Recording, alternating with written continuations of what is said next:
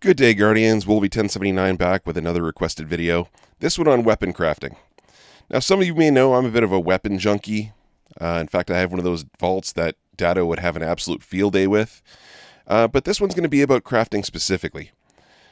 I've jumped both feet into the deep end of weapon crafting. I've already crafted just about every weapon you can get. I think I've only got one PsyOps weapon left to go.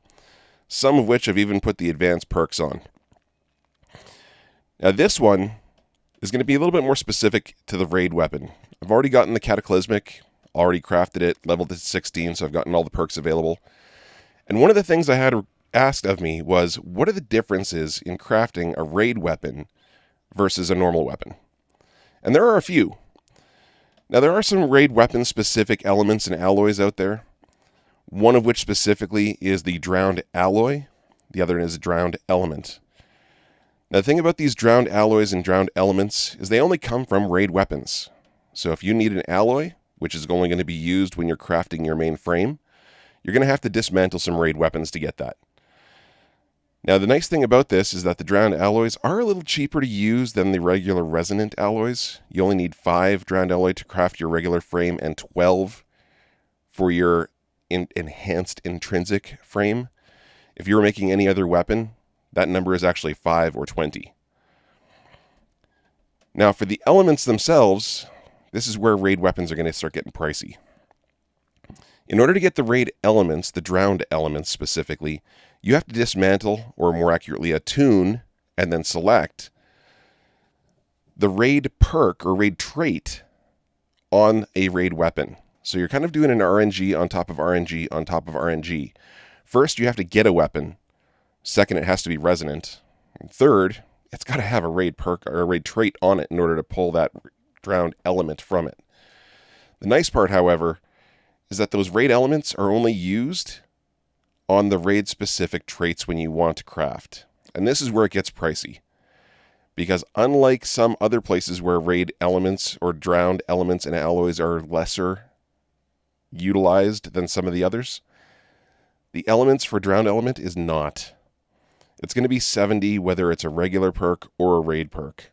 So now that triple RNG luck is really going to start making these raid traits pretty time consuming to get. But there's a few other things that you want to keep in mind as well. As you're doing some of this crafting, there's a few pieces that you may want to know. The first, there is a difference in the frames. You have your basic or you have your enhanced intrinsic. Whether it's resonant or drowned, it's only 5 for the basic, but you're going to be a little cheaper on those drowned alloys when you're crafting the frame itself. The second is that those costs really don't change a whole lot, so that drowned element is going to take a long time to accumulate if you do want to craft a weapon with a raid trait on it. The nice part is that the neutral elements, the ascendant alloys, those are still used as usual. So you don't have to use the drowned alloy when you're doing your enhanced traits, when you're reshaping the weapon for your enhanced traits more accurately. But that does mean you still have to keep on farming for those ascendant alloys. The third is that all of the elements are going away.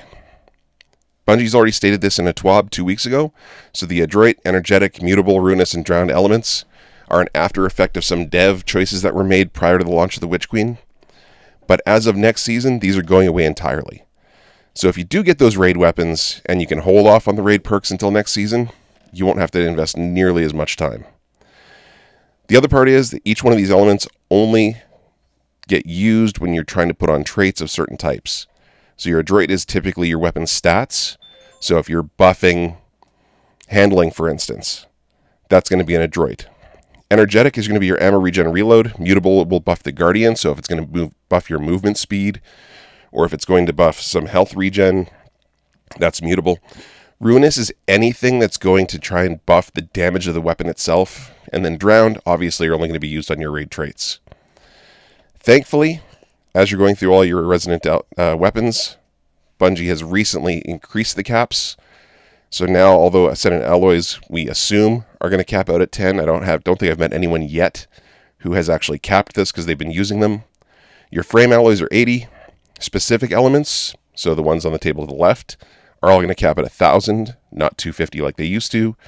And neutral elements will cap at 10,000, not 8,500 like they used to here as well. What this does mean is that you've only got a certain number of enhanced traits you're going to be able to actually reshape onto a weapon before you have to farm some more. The Deep Sight Resonant weapons will give you 200 per attunement. However, that means you're going to have to attune 10 weapons for every enhanced trait you want to put on a weapon. You're going to have to attune 20 weapons for every double pair you want to put on a weapon. And that means that you can only reshape essentially 2.5 weapons with double enhanced traits before you've maxed out the number of neutral elements you can possibly have. And that's not counting the basics that you have to put on in addition to the enhanced if you're changing the whole weapon at once. This is just accounting for the enhanced traits only. So, as you go through and you're doing your crafting, you're going to notice that everything gets used kind of linear. These are only going to be 75s. The additionals are only going to be 300 until you get into the enhanced. And then as you go all the way down, your totals will add up to be fairly high. The nice part is there's no glimmer needed when you do a reshape. And you only get charged for the material that you're going to be using. Now, in this particular instance, I've already crafted. I need to go into the reshape to show you this. I've already crafted the Cataclysmic. Has to be unlocked if you want to reshape it. Can't be equipped either. And I've already chosen a reload enhanced intrinsic on this one. However, to change to anything else, you have to respend that drowned alloy. If you want to downgrade to no intrinsic, you have to spend more drowned alloy. So it is going to be pretty pricey to experiment with these things.